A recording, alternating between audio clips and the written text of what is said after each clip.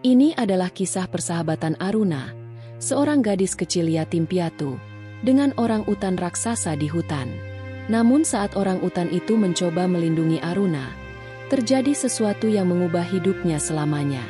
Semua orang yang mendengar kisah ini terharu bahkan meneteskan air mata. Apa yang sebenarnya terjadi? Mari kita simak cerita lengkapnya.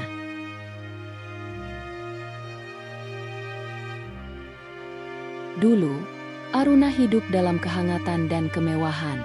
Rumah keluarganya adalah yang terbesar di kota itu, berdiri megah dengan pilar-pilar putih yang menjulang tinggi.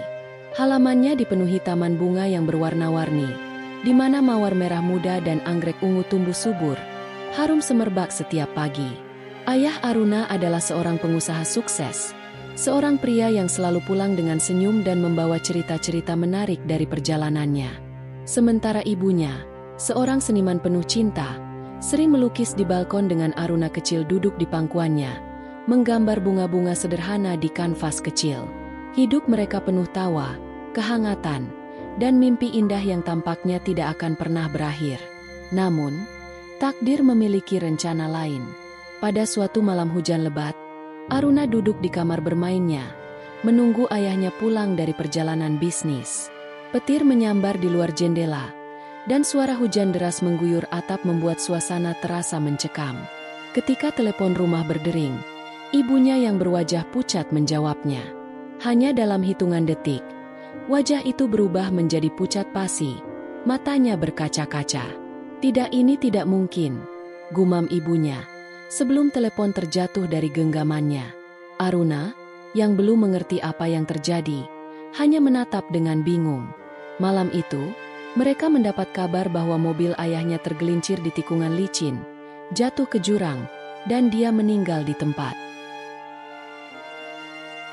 Kehilangan ayahnya menghancurkan dunia kecil Aruna.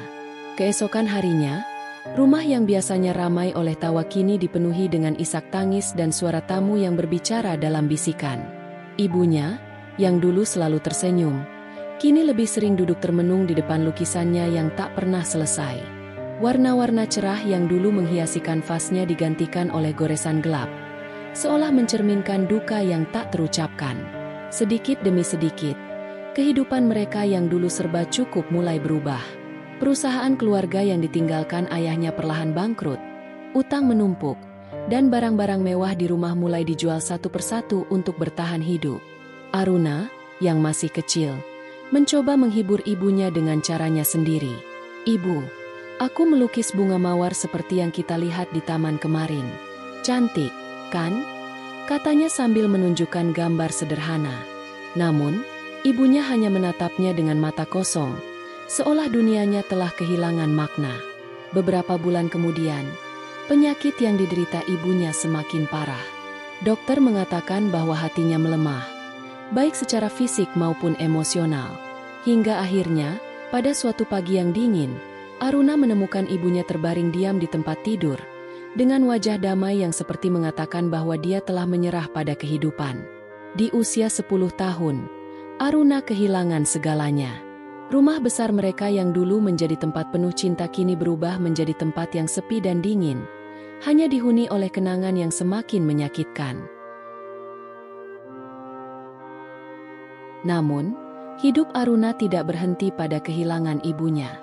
Saat duka masih menggantung di udara, keluarganya yang tersisa, paman-paman dan neneknya, mulai menunjukkan wajah mereka yang sebenarnya. Paman tertua, seorang pria dengan suara lantang dan sikap otoriter, mengambil alih semua harta peninggalan ayahnya. "Anak kecil seperti dia tidak butuh rumah besar. Kami yang akan mengurus segalanya," katanya dengan nada penuh kepastian. Neneknya, yang dulu tampak penuh kasih, sekarang memandang Aruna dengan dingin.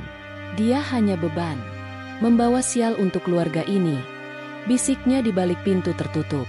Aruna, yang baru saja kehilangan ibunya, tidak tahu bagaimana menghadapi perubahan ini. Awalnya, ia mencoba bertahan di rumah besar itu, menjalani hari-hari dalam bayang-bayang orang-orang yang seharusnya menjadi keluarganya. Namun, perlakuan mereka semakin lama semakin kejam. Makanan yang diberikan padanya hanya sisa-sisa dari meja makan mereka, Dan dia sering dihukum hanya karena hal-hal kecil. Kamu pikir kami ini pelayanmu? Ambil sendiri makanmu. Teriak neneknya suatu malam ketika Aruna meminta makanan. Hari yang menentukan itu datang ketika hujan deras mengguyur desa. Aruna sedang duduk di sudut kamarnya yang kecil, menggambar sesuatu untuk mengalihkan rasa sedihnya. Tiba-tiba, neneknya membuka pintu dengan kasar. Wajahnya penuh amarah, dan di belakangnya berdiri paman-paman Aruna yang semuanya tampak tidak sabar. Kamu tidak bisa tinggal di sini lagi, kata neneknya dengan suara dingin yang membuat Aruna terdiam. Kami sudah cukup baik membiarkanmu di sini. Sekarang saatnya kamu pergi. Rumah ini bukan milikmu lagi. Sebelum Aruna sempat memahami apa yang sedang terjadi, neneknya menarik tas kecil yang berisi beberapa pakaian dan barang-barang pribadi miliknya. Paman-pamannya berdiri seperti penjaga pintu penjara, menghalangi Aruna untuk melawan. Pergilah, keluar dari sini, bentak salah satu pamannya sambil menunjuk keluar rumah. Hujan deras terus mengguyur, dan angin malam menusuk kulit Aruna saat ia berjalan keluar, membawa tas kecil yang hampir jatuh dari genggamannya. Di bawah kilatan petir, Aruna berjalan menyusuri jalan yang berlumpur menuju hutan yang gelap dan menakutkan. Ia berhenti sejenak di gerbang rumah besar itu, menoleh untuk terakhir kalinya. Tapi tidak ada yang memanggilnya kembali. Tidak ada yang peduli. Dia hanyalah bayangan kecil yang perlahan menghilang di bawah derasnya hujan. Langkah kakinya berat, tapi hati kecilnya berkata bahwa ia harus bertahan. Dengan tubuh menggigil, Aruna masuk ke dalam hutan, satu-satunya tempat yang tersisa untuknya. Hutan adalah tempat yang asing dan menakutkan bagi Aruna. Malam pertama di sana terasa seperti mimpi buruk yang tak berkesudahan. Pepohonan besar menjulang seperti raksasa yang mengawasi setiap gerakannya, dan bayangan gelap dari dedaunan yang bergerak tertiup angin membuatnya merasa selalu diikuti sesuatu. Aruna menemukan tempat berlindung di bawah pohon besar dengan akar-akar yang melingkar, membentuk semacam dinding alami. Ia duduk memeluk lutut, mencoba menghangatkan tubuhnya yang basah kuyup oleh hujan. Suara jangkrik, auman binatang, dan gemerisik dedaunan membuat tidurnya mustahil. Ia terus berjaga, dengan mata yang mulai berat tetapi penuh ketakutan. Ketika pagi tiba, Aruna merasa sedikit lega melihat sinar matahari menembus kanopi pohon. Namun, tantangan baru segera menyapanya, kelaparan. Perutnya melilit, dan tubuh kecilnya terasa lemah. Ia mencoba mencari sesuatu yang bisa dimakan di sekitar hutan. Beberapa buah liar tergantung rendah di semak-semak, tetapi sebagian besar busuk atau berbau aneh. Aruna pernah mendengar cerita dari ibunya tentang bagaimana buah tertentu di hutan bisa beracun. Dengan hati-hati, ia memetik salah satu buah yang tampak segar dan mencium aromanya. Namun, rasa takut membuatnya mengurungkan niat untuk memakan apapun. Hari demi hari, Aruna belajar bertahan. Ia menemukan sungai kecil di antara pepohonan dan mulai minum air dari sana. Namun, keberadaannya di hutan tidak sepenuhnya aman. Beberapa kali ia mendengar suara geraman dari jauh, tanda bahwa ia tidak sendirian. Suatu malam, ia hampir tidak bisa tidur karena mendengar auman pelan yang seolah mendekat. Ia mendekap erat tas kecilnya, berharap bahwa pagi segera datang dan mengusir bayang-bayang ketakutannya. Di sela-sela perjuangannya, kenangan tentang rumah dan keluarganya terus menghantui. Ia ingat saat-saat duduk di pangkuan ibunya, mendengar cerita tentang alam, binatang, dan hutan. Tapi kini, hutan bukan lagi dongeng indah, melainkan dunia yang dingin dan tanpa belas kasihan. Meski begitu, Aruna tetap bertahan. Pesan terakhir ibunya berulang kali terngiang di telinganya. Kamu harus kuat, Aruna. Dunia mungkin kejam, tapi kamu lebih kuat dari yang kamu kira. Dengan tubuh yang mulai lemah dan langkah yang semakin berat, Aruna berjalan lebih jauh ke dalam hutan. Akar-akar pohon menjalar di bawah kakinya, menambah sulit setiap langkah. Tapi di hatinya, ada tekad yang tumbuh. Ia harus hidup, apapun yang terjadi. Dan meski rasa takut dan kelelahan terus membayangi, Aruna tidak pernah berhenti bergerak, mencari harapan di tengah kegelapan yang seolah tanpa akhir. Hari itu, Aruna melangkah dengan hati-hati di tengah hutan, tubuhnya semakin lemah. Kakinya yang telanjang penuh lecet karena berjalan di atas tanah kasar dan akar-akar pohon yang menjalar. Ia mulai terbiasa dengan hutan yang sunyi, tetapi rasa takut tak pernah sepenuhnya pergi. Angin berdesir lembut di antara pepohonan, membawa suara-suara samar yang entah nyata atau hanya ada dalam pikirannya. Tiba-tiba, sebuah suara lirih seperti rintihan memecah keheningan. Aruna terhenti. Hatinya berdebar kencang. Matanya mengawasi sekitar dengan waspada. Suara itu terdengar lagi, lebih jelas, seperti suara makhluk yang kesakitan. Aruna ragu sejenak, tetapi rasa penasaran dan empatinya mengalahkan rasa takut. Dengan langkah perlahan, ia mengikuti suara itu, menyibak dedaunan lebat yang menggantung rendah. Setelah beberapa menit, ia tiba di sebuah ceruk di bawah pohon besar yang tumbang. Di sana, di tengah bayangan gelap dan akar-akar yang melingkar seperti sarang ular, Aruna melihat sesuatu yang membuatnya terdiam. Seekor orang utan raksasa tergeletak di tanah. Tubuhnya besar dan kekar. Bulunya kecoklatan dengan noda darah yang mengering di beberapa tempat. Lengan kirinya terluka parah, dengan luka besar yang terbuka. Napasnya terdengar berat, dan matanya yang besar dan dalam setengah tertutup, seperti sedang berjuang untuk tetap sadar. Aruna terperangah. Ia belum pernah melihat makhluk sebesar itu dari jarak sedekat ini. Orang utan itu tampak seperti raksasa hutan, kuat namun rapuh dalam keadaan terluka. Ketakutan menyelimuti Aruna, tetapi ada sesuatu dalam tatapan makhluk itu yang membuatnya tidak bisa beranjak pergi. Mata orang utan itu memancarkan kesedihan yang dalam, seolah-olah meminta pertolongan.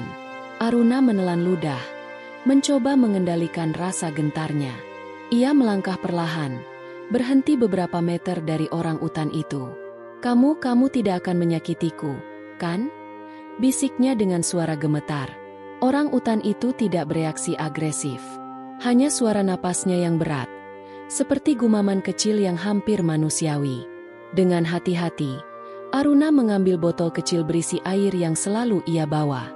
Tangannya gemetar saat ia mengulurkan botol itu ke arah orang utan tersebut. Awalnya, makhluk itu tidak bergerak, tetapi setelah beberapa saat, ia perlahan mengangkat tangannya yang besar, menyentuh botol itu dengan lembut, hampir penuh kehati-hatian. Aruna merasa lega sekaligus tersentuh. "Aku akan membantu, kalau kamu mau percaya padaku," katanya pelan. Meski ia sendiri tidak yakin apa yang bisa ia lakukan untuk makhluk sebesar itu.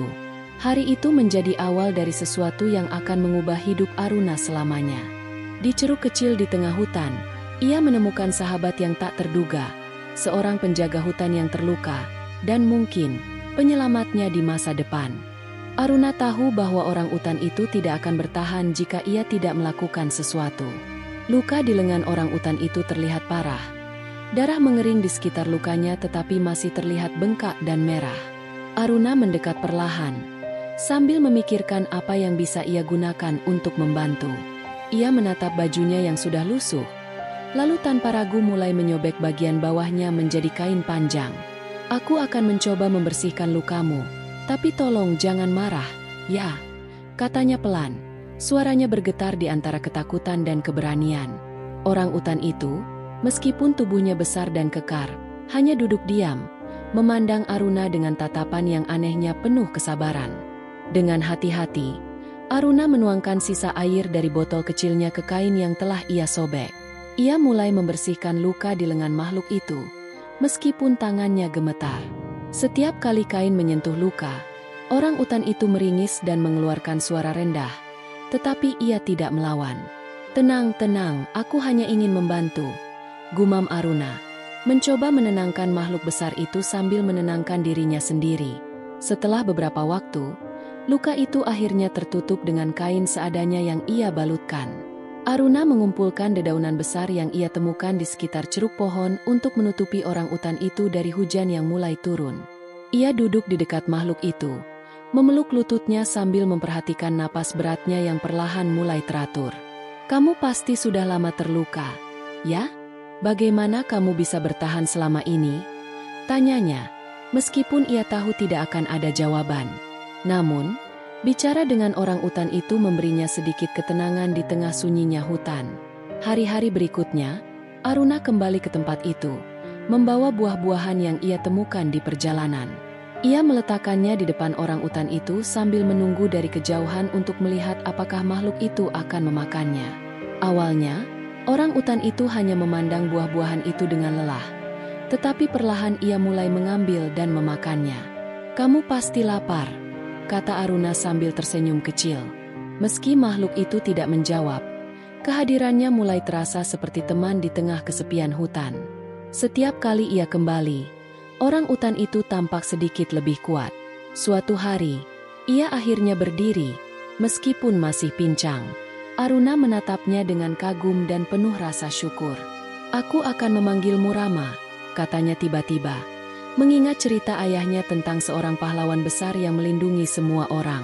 Orang utan itu tidak bereaksi, tetapi Aruna merasa bahwa ia telah menemukan sesuatu yang lebih dari sekadar sahabat. Ia menemukan harapan. Ketika Rama sudah cukup kuat untuk berjalan, hubungan mereka semakin erat. Orang utan raksasa itu mulai mengikuti Aruna kemanapun ia pergi. Langkah-langkah besar Rama, meskipun terdengar berat, selalu hati-hati di dekat Aruna, seolah makhluk besar itu tahu betapa kecil dan rapuh gadis kecil di sisinya. Pada suatu sore, mereka menemukan sebuah gua kecil yang tersembunyi di balik pepohonan lebat. Gua itu dingin, dengan dinding batu yang kasar, tetapi cukup kering untuk melindungi mereka dari hujan. Aruna menatap Rama sambil tersenyum kecil. "Bagaimana kalau kita tinggal di sini? Ini rumah kita sekarang." Rama mengeluarkan suara rendah, seolah menyetujui. Di dalam gua itu, Aruna dan Rama mulai membangun kehidupan kecil mereka. Aruna mengumpulkan daun dan rumput kering untuk dijadikan alas tidur, sementara Rama sering keluar masuk hutan, seolah menjaga daerah sekitar dari ancaman. Suatu hari, Rama memanjat sebuah pohon tinggi dan memetik buah-buahan yang tidak mungkin dijangkau oleh Aruna. Ketika Rama turun dan menyerahkan buah itu padanya, Aruna tertawa kecil. "Terima kasih, Rama. Kamu benar-benar seperti penjaga hutan ini." Momen-momen kecil seperti itu menjadi penghiburan di tengah kehidupan yang sulit. Namun, hidup di hutan tetap penuh tantangan. Aruna harus belajar mencari makan dengan lebih baik, memanfaatkan apa yang ia temukan di sekitar. Rama sering menunjukkan tempat di mana buah-buahan segar bisa ditemukan atau memindahkan batu besar untuk membuka jalan ke air bersih. Meskipun mereka tidak berbicara dalam bahasa yang sama, ada pemahaman mendalam yang tumbuh di antara mereka. Setiap gerakan, suara, atau tatapan mata menjadi cara mereka berkomunikasi.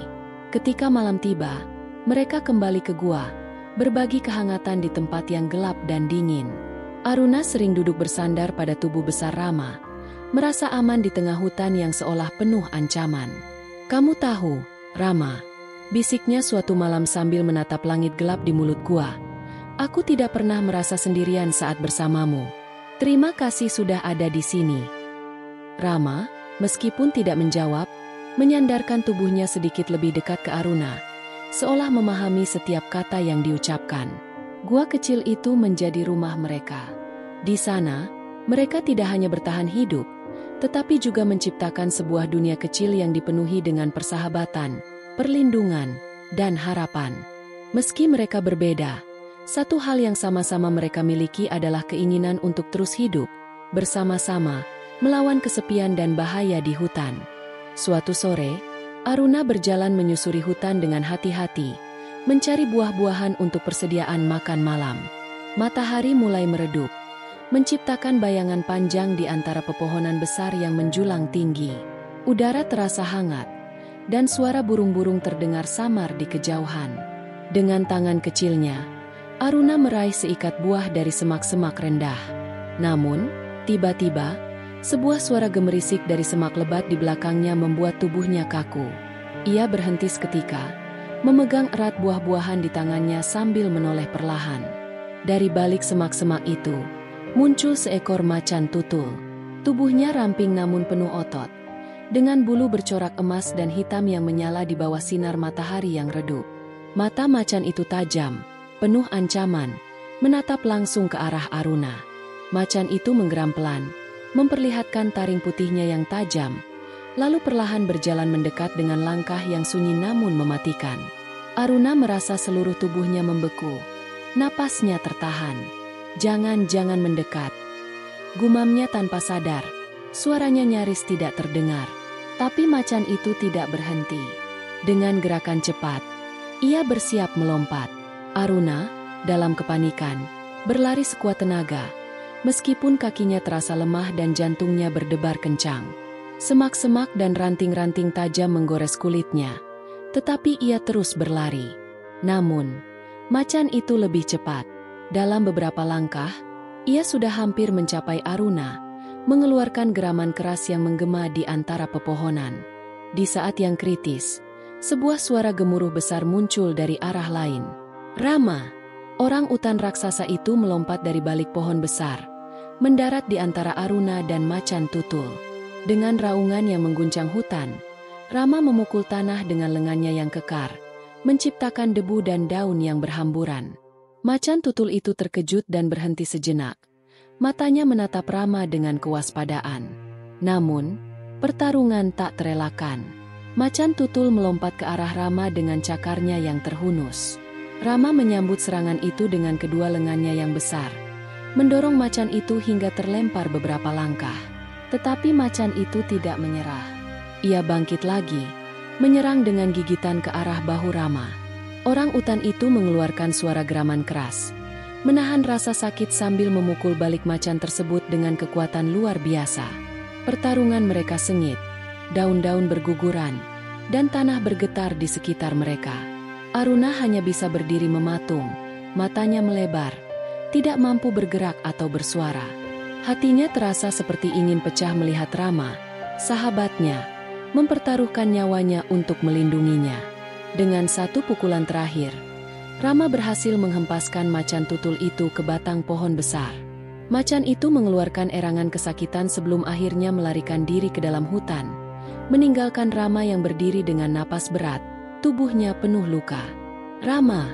seru Aruna, akhirnya berhasil menggerakkan kakinya. Ia berlari mendekat, air mata mengalir di pipinya. Orang utan itu menoleh ke arahnya. Matanya lelah tetapi penuh kehangatan, seolah berkata bahwa ia baik-baik saja. Namun, darah yang mengalir dari luka-lukanya berkata lain. Rama terhuyung, dan Aruna menangkap lengan besarnya, mencoba menopangnya meskipun tubuh kecilnya tidak mampu.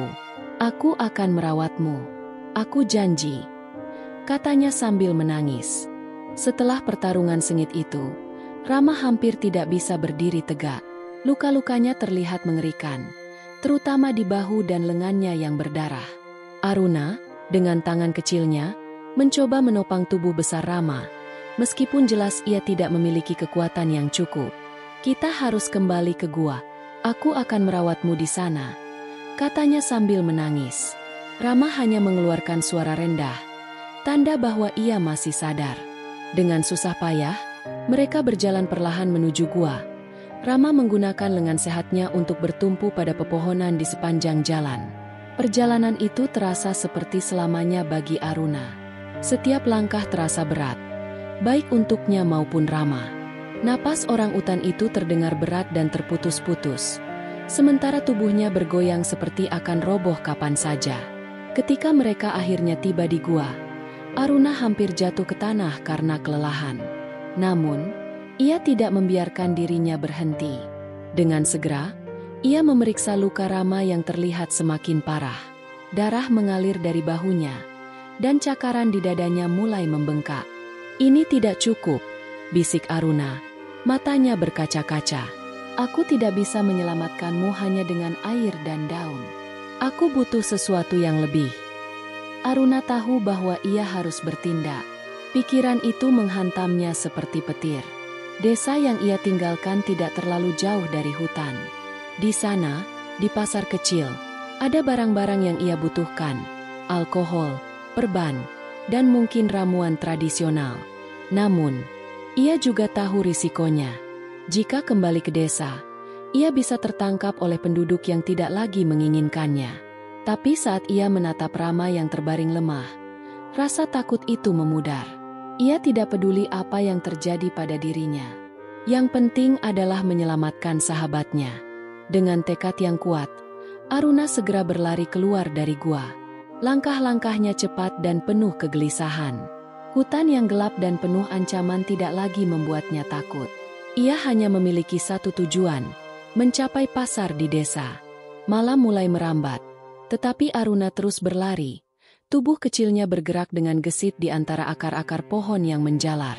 "Tunggu aku, Rama. Aku akan kembali," gumamnya. Meskipun suara napasnya yang berat hampir menutupi kata-kata itu. Ketika ia akhirnya melihat tepi hutan, jantungnya berdetak lebih cepat. Cahaya lampu dari pasar desa terlihat samar-samar, menjadi panduan kecil di tengah kegelapan. Namun, Aruna tahu ia harus sangat berhati-hati. Jika penduduk melihatnya, ia tidak tahu apa yang akan mereka lakukan. Dengan hati-hati, ia melangkah mendekati pasar, menyelinap di antara bayangan gelap rumah-rumah kecil. Hatinya dipenuhi kecemasan, tetapi di balik itu ada harapan. Ia akan menyelamatkan Rama, apapun yang terjadi. Pasar desa tampak lebih hidup daripada yang diingat Aruna. Lampu minyak menggantung di sepanjang kios-kios kecil, memancarkan cahaya redup di tengah kegelapan malam. Suara pedagang yang menawarkan dagangan mereka bercampur dengan percakapan penduduk yang sibuk berbelanja. Aruna berdiri di balik semak-semak di pinggir pasar. Tubuhnya gemetar karena rasa gugup. Ia memandangi sebuah kios kecil di ujung pasar yang menjual bahan-bahan yang ia butuhkan. Botol alkohol, kain perban, dan beberapa ramuan tradisional. Ia tahu apa yang harus ia lakukan, tetapi hatinya berdegup kencang. Dengan langkah perlahan dan hati-hati, Aruna menyelinap ke dalam keramaian. Ia berusaha tetap berada di bayang-bayang, menghindari tatapan siapapun. Ketika ia sampai di kios itu, tangannya yang kecil dan gemetar mengambil botol alkohol dan gulungan perban. Ia memasukkannya ke dalam kantong lusuh yang ia bawa. Namun, saat ia mencoba mengambil ramuan terakhir, botol itu tergelincir dan jatuh ke tanah, mengeluarkan suara keras yang langsung menarik perhatian pedagang. "Hei, apa yang kau lakukan di sana?" teriak pedagang itu. Matanya membelalak marah. Aruna terdiam sejenak, lalu segera berlari sekuat tenaga. "Pencuri! Tangkap dia!"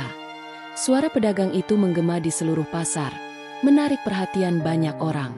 Penduduk desa, yang masih mengingat Aruna sebagai gadis yang membawa sial, tidak ragu-ragu untuk bergabung mengejarnya. "Itu dia, anak yang tinggal di hutan," teriak salah satu penduduk, menunjuk ke arah Aruna yang berlari di antara kios-kios. Aruna berlari tanpa henti, napasnya tersengal-sengal, tetapi ia tidak berani berhenti.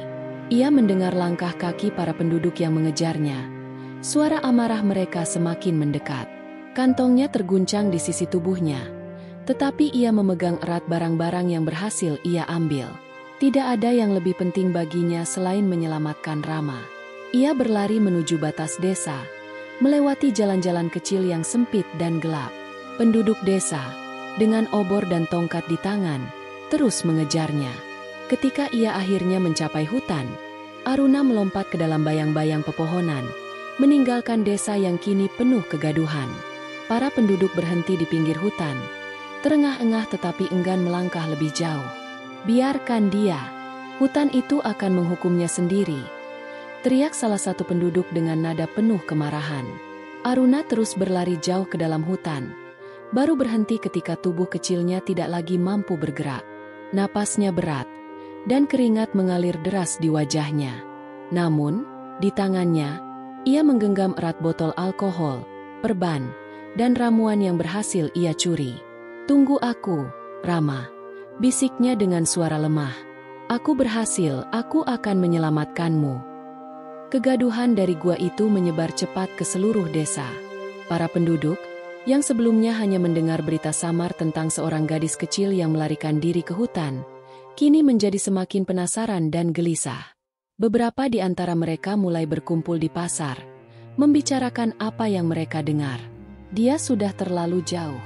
Gadis itu mencuri dari kita dan membawa masalah ke hutan," kata seorang pria tua dengan nada tajam. "Apalagi yang bisa diharapkan dari anak seperti dia?" ujar seorang perempuan yang tampak penuh amarah. Namun, di tengah kerumunan itu, seorang pria dengan wajah tegas dan pakaian lusuh berdiri. Ia adalah salah satu pemburu terbaik di desa, dikenal dengan keahliannya melacak jejak. Dengan suara lantang, ia berkata, "Kalau gadis itu masih hidup di hutan, aku akan menemukannya. Tidak ada yang bisa bersembunyi dariku." Pria itu membawa senapan panjang di bahunya dan memanggil 2 anjing pelacaknya yang besar. Gonggongan anjing-anjing itu menggema di tengah kerumunan, seolah menegaskan janji pemburu itu untuk menangkap Aruna. Tak lama kemudian, pemburu itu mulai menyusuri hutan, ditemani 2 anjingnya yang menggonggong liar, mencium setiap jejak. Langkah-langkah beratnya mengguncang dedaunan kering di bawah kaki, sementara ia terus mengikuti jejak samar yang ditinggalkan Aruna di tanah. "Anak ini tidak akan pergi jauh," gumamnya dengan keyakinan penuh.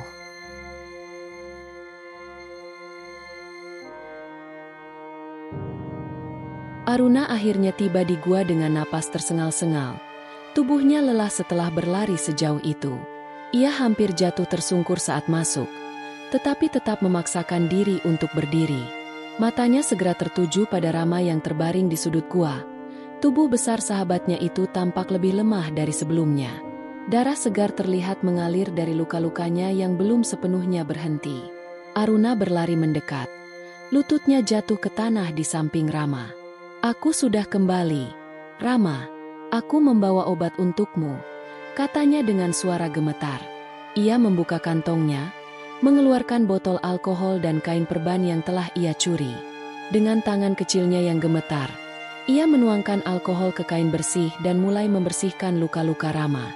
Orang utan itu mengeluarkan suara pelan, menunjukkan rasa sakit yang ia rasakan, tetapi tidak bergerak menjauh. "Maaf, Rama ini pasti sakit, tapi aku harus melakukannya," kata Aruna sambil menahan air matanya.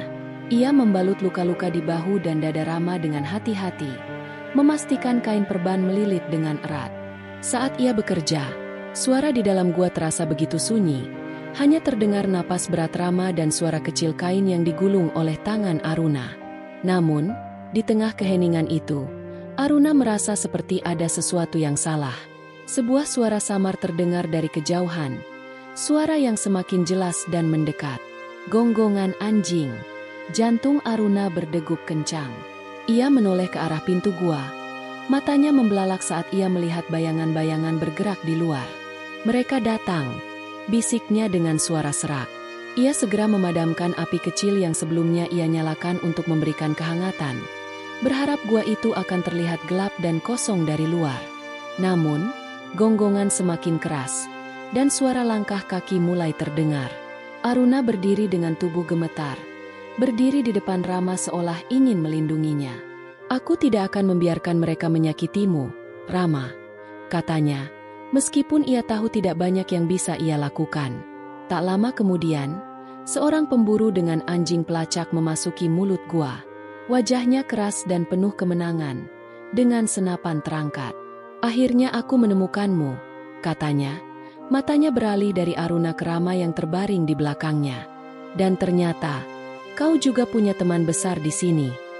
Gonggongan anjing semakin menggema di dalam gua, dan pemburu itu menyiapkan senapannya. Aruna, dengan seluruh keberanian yang tersisa, berdiri di antara pemburu itu dan Rama. "Jangan sentuh dia. Pergi dari sini," teriaknya. Suaranya melengking meskipun tubuhnya gemetar.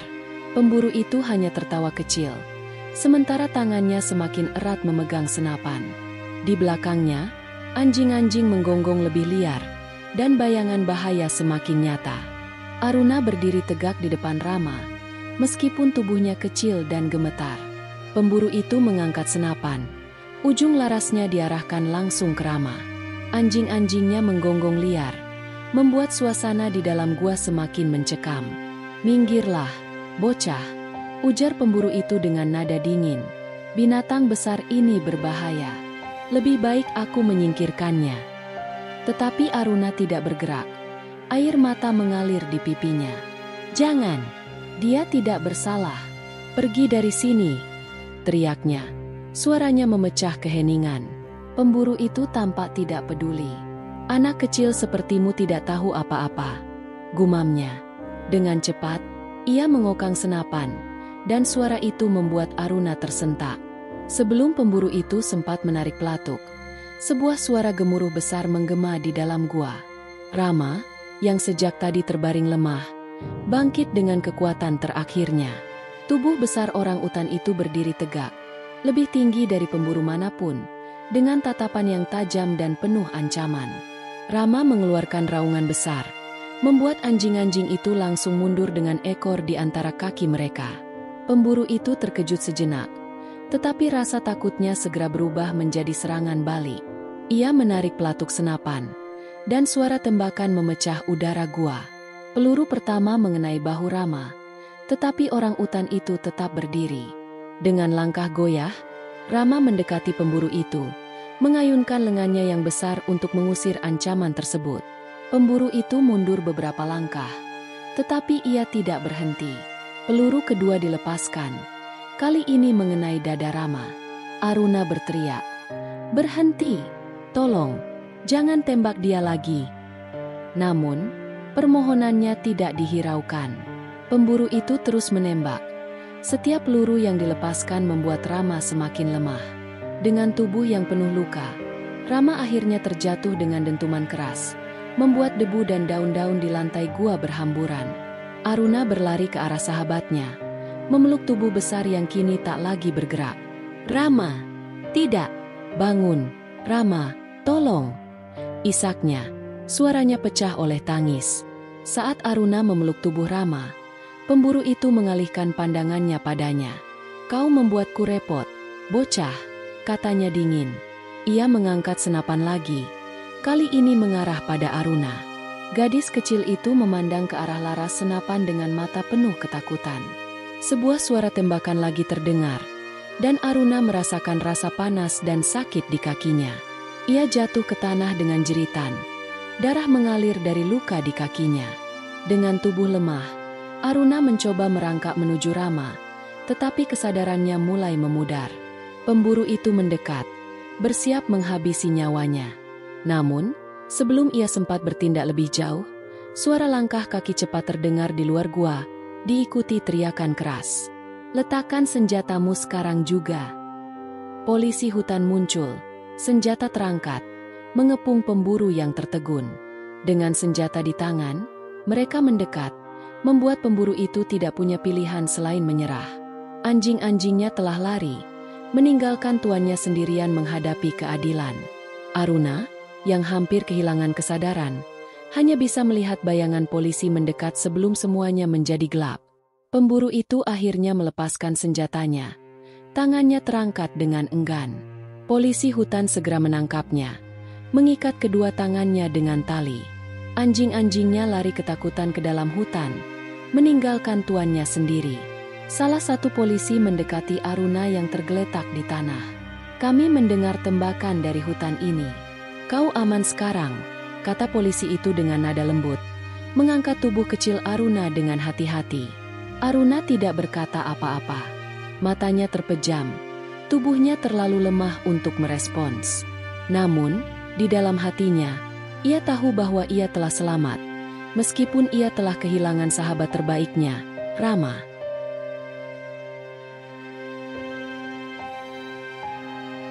Aruna terbangun di sebuah ruangan yang asing, dengan bau antiseptik yang menyengat. Langit-langit di atasnya berwarna putih, dan suara samar dari langkah kaki serta mesin medis terdengar di sekelilingnya. Ia merasa tubuhnya lemah, terutama di bagian kakinya yang terasa nyeri saat ia mencoba bergerak. "Jangan banyak bergerak dulu," suara lembut seorang perawat menyapanya. Aruna menoleh, melihat seorang wanita dengan seragam putih tersenyum padanya. "Kamu aman sekarang. Luka di kakimu sudah kami tangani." Butuh beberapa saat bagi Aruna untuk menyadari di mana ia berada. Perlahan, ingatan tentang malam di gua, pemburu yang mengejarnya, dan kepergian Rama kembali menghantamnya seperti badai. Matanya mulai berkaca-kaca, dan ia bergumam dengan suara lemah. "Rama, di mana Rama?" Perawat itu tidak menjawab, tetapi ekspresinya berubah menjadi iba. Sebelum Aruna sempat bertanya lebih lanjut, pintu ruangan terbuka, dan seorang pria berwajah ramah masuk. Pria itu memperkenalkan dirinya sebagai polisi hutan yang menyelamatkannya. Kami menangkap pemburu yang melukaimu. Dia akan dihukum atas tindakannya, katanya dengan suara tegas tetapi penuh kehangatan. Kami juga menemukan tubuh sahabatmu, orang utan besar itu. Kami tidak bisa menyelamatkannya, tapi dia adalah pahlawan, Aruna. Dia melindungimu dengan keberanian yang luar biasa. Mendengar kata-kata itu, air mata Aruna mengalir deras. Ia merasa dadanya sesak, seolah kehilangan segalanya. Dia sahabatku. Dia satu-satunya yang aku punya. Isaknya, menutup wajahnya dengan kedua tangan. Polisi itu menunduk sejenak, memberi waktu bagi Aruna untuk menangis. Kami akan memastikan dia dihormati, katanya pelan. Dan kami di sini untuk memastikan kamu tidak sendiri lagi.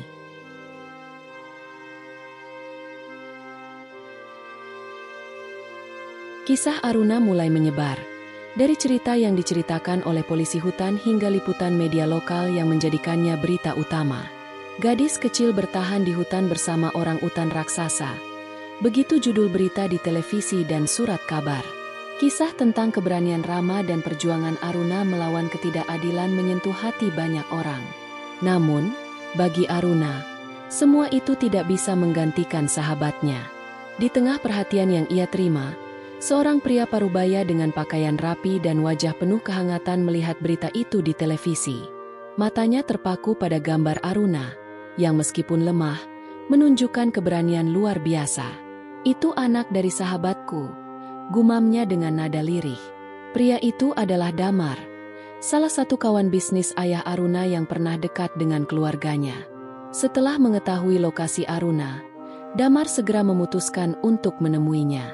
Beberapa hari kemudian, Damar tiba di rumah sakit tempat Aruna dirawat. Ia duduk di samping tempat tidurnya, memandang gadis kecil itu dengan mata penuh kehangatan. "Kamu pasti Aruna," katanya pelan. "Aku adalah sahabat ayahmu. Aku mengenalmu sejak kecil." Aruna menatap pria itu dengan bingung, tetapi ada sesuatu dalam suaranya yang membuatnya merasa aman. "Mulai sekarang, aku akan memastikan kamu tidak sendirian lagi," ujar Damar dengan tegas.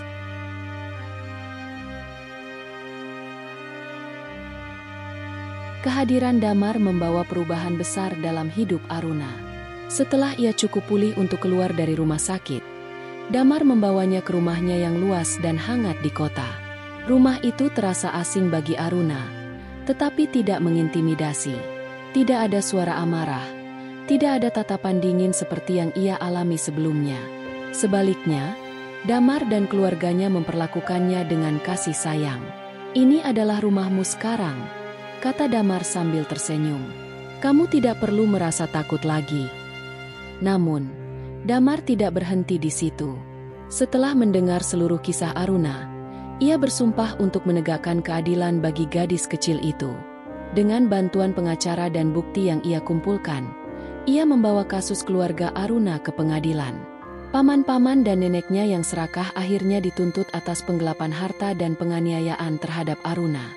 Sidang itu menjadi sorotan media, dan ketika vonis dijatuhkan, seluruh harta keluarga yang semula dirampas dikembalikan kepada Aruna.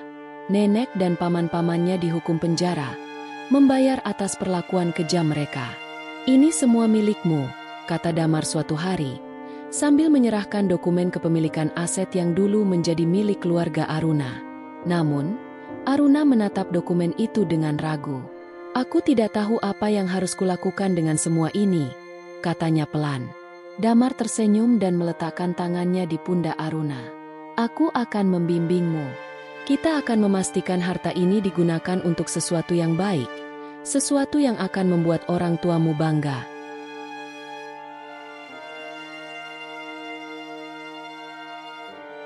Tahun-tahun berlalu, dan di bawah bimbingan Damar, Aruna tumbuh menjadi seorang pemudi yang anggun dan cerdas. Wajahnya yang dulu penuh kesedihan kini memancarkan keteguhan dan kebaikan hati.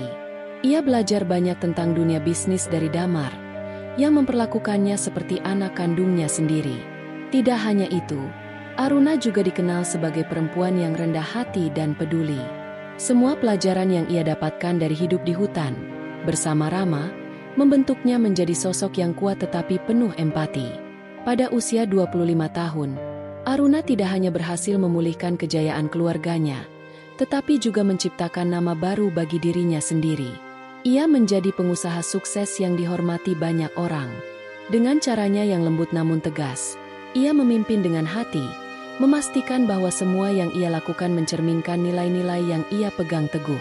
Namun, di balik semua itu, ia tidak pernah melupakan Rama, sahabat yang telah mengorbankan segalanya untuk melindunginya. Kesuksesan Aruna tidak hanya berhenti pada membangun kembali kejayaan keluarganya. Dengan hati yang penuh empati dan semangat yang besar, ia memutuskan untuk melakukan sesuatu yang lebih berarti. Bersama suaminya, seorang pria yang berbagi visi dan kehangatan yang sama dengannya, Aruna mendirikan sebuah balai konservasi orang utan. Balai itu menjadi tempat perlindungan bagi satwa-satwa yang terancam punah, sebuah upaya untuk menghormati kenangan Rama, sahabat yang telah memberinya hidup baru.